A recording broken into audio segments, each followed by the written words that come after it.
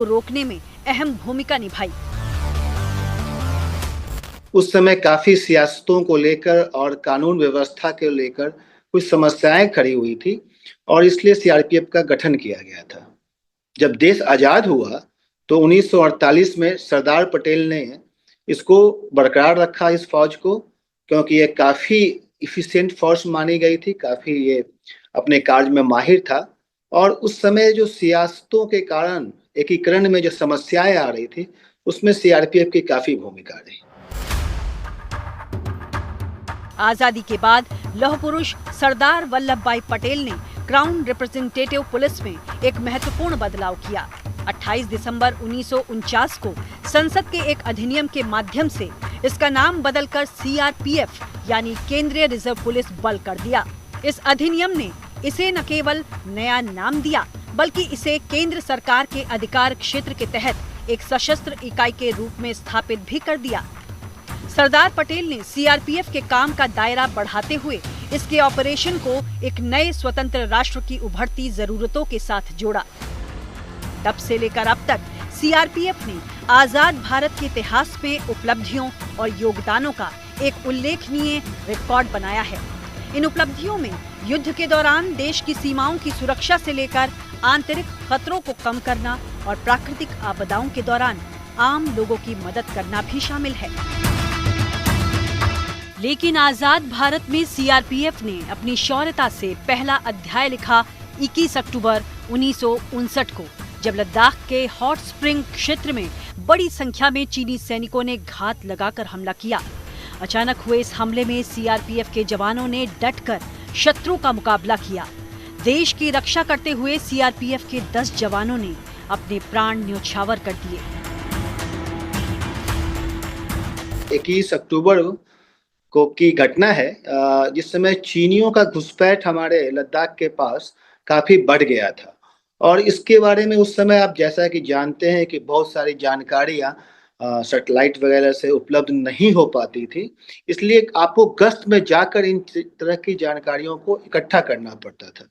इसलिए सीआरपीएफ के एक टुकड़ी ये जानते हुए कि चीनी सैनिकों का वहां हुजूम उपस्थित हो सकता है, एक बड़ी तादाद में वहां चीनी सैनिक हो सकते थे, देश की सुरक्षा की खातिर वो लोग यहाँ गए और चीनी सैनिकों का डट के मुकाबला किया और हमारे 10 साथी हैं वो वीरगति को प्राप्त हुए। इस घटना ने हॉट स्प्रिंग को सीआरपीएफ के लिए एक पवित्र स्थान बना दिया। इसी तरह सीआरपीएफ के इतिहास में सरदार पोस्ट की लड़ाई का जिक्र भी बेहद सम्मान के साथ किया जाता है। बात है 1965 के अप्रैल महीने की। तब पाकिस्तान ने भारत के सीमा क्षेत्र पर अधिकार करने के लिए ऑपरेशन डेजर्ट हॉक की शुरुआत की। 9 अप्रैल 1965 की सुबह 3 बजे पाकिस्तान की 51वीं ब्रिगेड ने अपने 3500 सैनिकों के साथ रण ऑफ कच्छ की टाक और सरदार पोस्ट पर हमला कर दिया। तब इस सीमा पर सीआरपीएफ और गुजरात राज्य पुलिस फोर्स तैनात थी। उस दिन सरदार पोस्ट पर सीआरपीएफ की दूसरी बटालियन की 4 कंपनियां मौजूद थीं। 15 घंटे तक चली उस लड़ाई में भारतीय जवान बहादुरी के साथ लड़े और पाकिस्तानी सेना को खदेड़ दिया। उस दिन सीआरपीएफ की दूसरी बटालियन के जवानों ने लगभग 12 घंटे तक पाकिस्तानी सेना को सीमा पर पैर तक रखने नहीं दिया।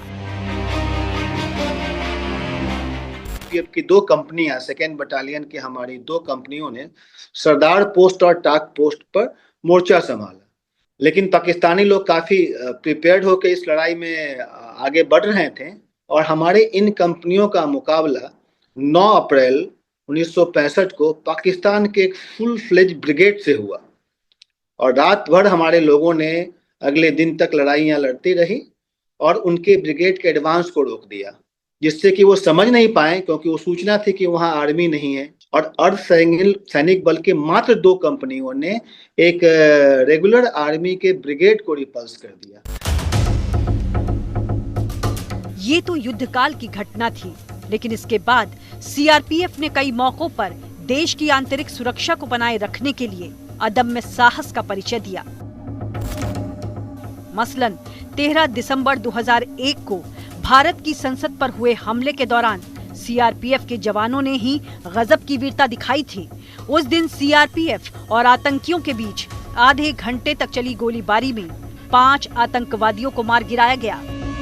सीआरपीएफ की जो 13 दिसंबर को संसद पर आक्रमण हुआ था, तो सीआरपीएफ के सबसे पहले कमलेश कुमारी, हमारी महिला कर्मी थे, उसने ही आतंकवादियों को देखा था और दूसरे सुरक्षा कर्मियों को सतर्क कर उस पर आक्रमण किया था, आतंकवादियों को पर गोलियां चलाई थी। इसके बाद सारी जो हमारी वहां पर ट्रूप्स थी सीआरपीएफ की, दिल्ली पुलिस की और संसद सुरक्षा की, वो एक्टिवेट होकर संसद पे जो आतंकवादी हमला हुआ था उसको निरस्त कर दिया। इसके बाद सीआरपीएफ ने साल 2005 में अयोध्या में राम जन्मभूमि पर हुए आतंकी हमले को भी नाकाम कर दिया।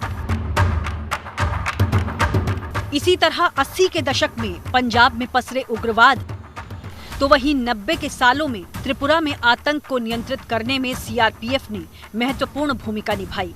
इन घटनाओं के बाद साल 2001 में सीआरपीएफ को देश के प्राथमिक आंतरिक सुरक्षा बल के रूप में नामित किया गया।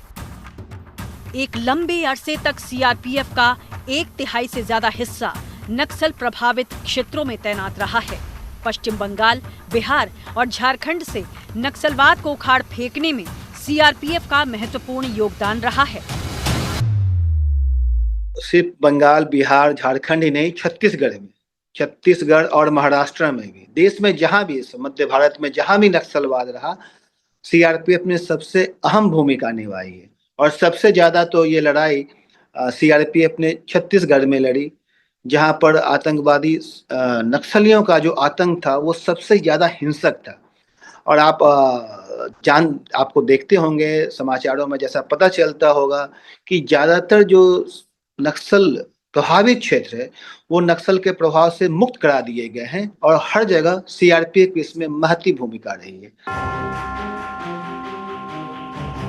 आतंक के खिलाफ लड़ाई के अलावा प्राकृतिक आपदाओं के मौके पर राहत और बचाव में सीआरपीएफ डटकर खड़ी रही।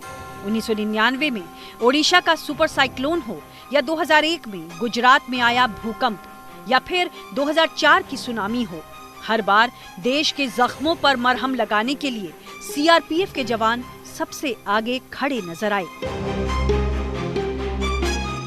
किसी भी तरह की आपदा आती है, चाहे वो नेचुरल हो या मैन मेड हो, तो इस तरह की आपदा में हमारी जो फौज है, क्योंकि इसकी इंडिया में हर जगह प्रेजेंस है, तो हम फर्स्ट रिस्पॉन्डर के रूप में वहां पहुंचते हैं। एनडीआरएफ की स्थापना तो बाद में हुई, पहले एनडीआरएफ नहीं था, तो सीआरपीएफ इस आपदा निवारण का कार्य करती थी। और देश ही क्यों, हमारे सीआरपीएफ ने श्रीलंका, हेती, कोसोवो और लाइबेरिया जैसे देशों में संयुक्त राष्ट्र शांति अभियानों में अपनी ताकत का प्रभाव दिखाया। पीस कीपिंग मिशन है, उसमें हमारे काफी अहम भूमिका रही है और विश्व में कहीं भी, हैती हो, कोसोवो हो, बहुत जगह ऐसे जगहों पर है, लाइबेरिया है, जहां पर पहली फीमेल फॉर्म कंटिजेंट को भेजा गया था, पहली महिलाओं का एक दस्ता गया था, और वो उस समय गया था जब विश्व का कोई अन्य देश वहाँ अपनी महिला दस्ता को नहीं भेजना चाह रहा था।